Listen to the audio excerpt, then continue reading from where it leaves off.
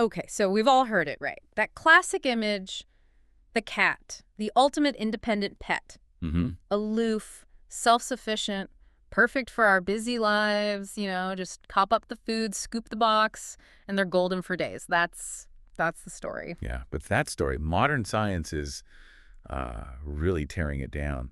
And this deep dive is crucial because, well, recent research is showing that cats actually experience quite a bit of loneliness and stress when left alone too long. Stress that shows up in ways we might not expect. Exactly. It leads to real behavioral issues, things owners often mistake for, like bad behavior or spite. So if your cat's shredding the sofa or, avoiding the litter box, it might not be them being difficult. It could actually be deep emotional distress. That's the core issue. We're digging into a whole stack of news sources today, findings on feline welfare. And our mission really is to figure out Mhm. how long is too long to leave your cat alone according to the actual data. We're pulling back the curtain, looking at what veterinary behaviorists in the latest journals are saying. Straight facts for you. But hey, before we get into the nitty-gritty, just a quick ask. If you find this kind of deep dive valuable, cutting through the noise, please hit that like and subscribe button. It really helps. Totally. And tell us in the comments what else you want us to tackle. We love your suggestions. Also, check out any affiliated links below. It's a great way to support the show if you feel like it. Okay, let's get into this. Let's do it. So, this huge shift in thinking. For ages, it was the solitary hunter myth, right? We thought, hunts alone must like being alone. But you're saying the science flipped that. Why did that old idea stick around so long? That's a really good question. I think the myth lasted because we mixed up hunting behavior with social needs. Cats are solitary hunters, unlike, say, dogs in a pack. Okay. But their history shows they're what we call facultatively social, meaning when resources are plentiful, like in our homes, they actually form social groups and bonds. Ah, so the environment changes things. Precisely. The research focus shifted. Instead of just watching wild cats hunt, scientists started looking closely at feral cat colonies, how they interact, and the dynamics in our own homes. So the evidence now really shows they prefer company if they can get it. Absolutely. Researchers now clearly state cats are socially dependent. They form deep bonds, attachments with us, and sometimes other cats too. It's actually pretty similar to the bonds dogs form. Wow.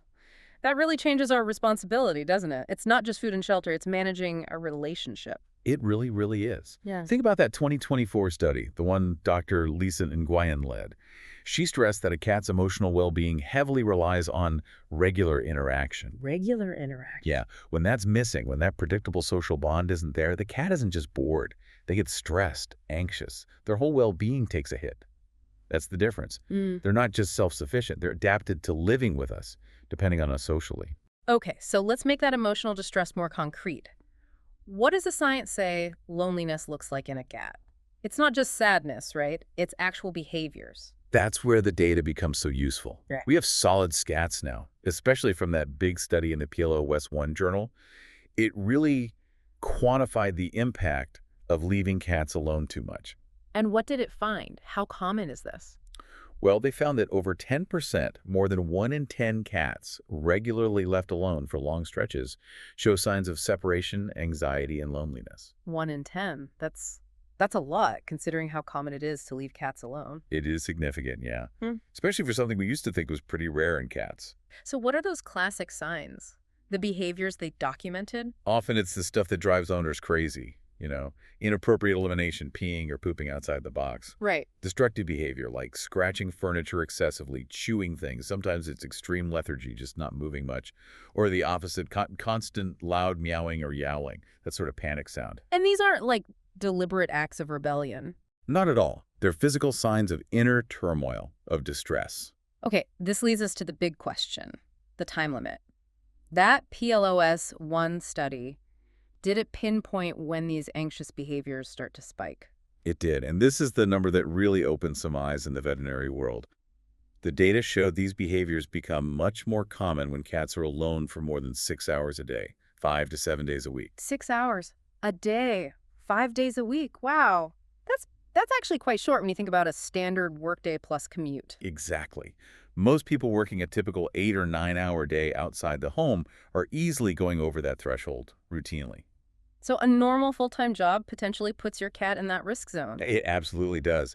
It suggests that the cat might be in a state of like low-level chronic anxiety. They have food, water, sure, but they're missing that predictable interaction they need to feel secure. Which means if you have that kind of schedule, you really need to be thinking actively about how to manage that 6-hour window. Definitely. Proactive mitigation is key. Okay, so we know that daily isolation messes with their mental health. Let's shift gears slightly to physical safety. What are the absolute hard limits? How long can a healthy adult cat be left totally alone, no check-ins? Right. Moving beyond anxiety to basic safety, clean water, food access, spotting emergencies. For a healthy adult cat, the consensus from the sources is pretty clear.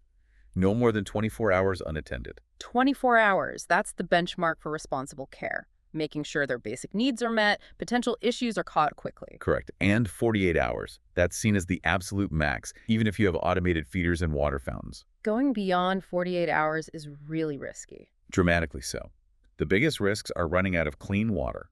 Cats need fresh, often moving, water or a sudden illness. Cats are masters at hiding illness. Or even just a dirty litter box. If it gets too full, they might just stop using it, which can lead to things like bladder infections. And I'm guessing those limits 24, maybe 48 hours shrink way down for certain cats. Oh, absolutely. Almost to nothing for vulnerable ones. Kittens, very old cats, cats with health problems, they need almost constant supervision and care. Makes sense. If a cat needs medication on a schedule or has trouble getting around, even being gone for 12 hours could be risky. They need that frequent check-in. So it sounds like there are two big things owners need to balance constantly. One is the physical stuff, food, water, clean box. The other is that mental and social need, avoiding that 6-hour anxiety trigger. That's the crux of it, yeah. You have to provide enrichment that makes up for your absence. A cat just sitting in an empty room, even with a full bowl, isn't really thriving. They need stimulation. Right. Interactive toys, those puzzle feeders that make them work for treats, kind of simulates hunting in safe high places, cat trees, shelves. They need to explore vertically. If you ignore the mental side, you run right back into that 6-hour problem. Okay, let's talk solutions then. Practical stuff. Knowing many of us have to be gone longer than 6 hours, what did the sources suggest? How can we lower that risk of separation anxiety? The research pointed to 5 main strategies, really effective ones for people with busy schedules. Okay, walk us through them. What can listeners start doing, like today? First, and maybe the most important, is environmental enrichment. Basically, making your home interesting for the cat when you're not there. More than just leaving out a few fuzzy mice. Definitely. Think active engagement. Puzzle feeders are great. They make the cat use their brain and instincts. And vertical space is huge. Shelves, cat trees, give them places to climb, perch, observe. It keeps them occupied. So you're basically giving them a job to do while you're out? Kind of, yeah. Second strategy, a super consistent routine. Cats thrive on predictability. Feed them at the same times, have playtime before you leave and right when you get back. Even having a consistent goodbye ritual helps reassure them you'll be back. Predictability reduces anxiety. Makes sense. But what about those unavoidable long days, the 9-hour work days? That leads to strategy 3, human help. If you're regularly gone past that 6-hour mark, seriously consider a pet sitter or even a trusted friend popping in midday. Just for a short visit. Yeah, even a 30-minute visit for playtime and interaction can break up that long, lonely stretch. It provides that social boost they need and resets the clock, in a way. Okay, that's a concrete action. Now, what about getting another cat? Does having a buddy automatically solve it? Companionship. Strategy 4. It can be really effective. Another compatible cat can definitely ease loneliness. But, and this is a big but, the sources emphasize you have to introduce them carefully. Right, it's not guaranteed they'll be best friends. Exactly. A bad introduction can create more stress and anxiety than the separation issue you were trying to solve. Territorial fights, fear, it can backfire. So adding a cat is only a solution if it's done right, slowly, and properly. Precisely. And the 5th strategy is looking into anxiety relief options. Things like calming pheromone diffusers. You plug them in, they release calming signals. And if the anxiety is really bad, causing illness or severe behavior, you absolutely need to talk to your vet or a veterinary behaviorist about potential treatment. This whole shift really changes what responsible cat owner means, doesn't it? It's way beyond just keeping the bowl full. It is. Dr. Emily Harcourt, a top vet behaviorist, pointed out that too much alone time can have profound and lasting effects on a cat's health and behavior. Our job as owners is to really see their social dependence and, well, adjust our lives accordingly. So wrapping it up, the main point is, cats need us more socially than we used to think. That 6-hour-a-day alone time, 5 days a week, that's a real threshold for potential problems. Good care means covering both their physical and their emotional, social bases. Absolutely. And thinking bigger picture, meeting your cat's social needs isn't just damage control, preventing messes or destroyed furniture. It's about investing in that relationship. It leads to a happier cat, often a more affectionate cat, and deepens that bond you share. They're telling us what they need. The science is just helping us understand the language.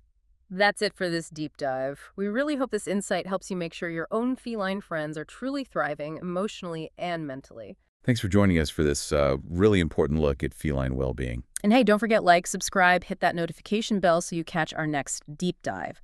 We want to bring you the knowledge you need, and if your podcast platform supports it, clicking those affiliate links below, a huge help to us. Until next time, keep learning.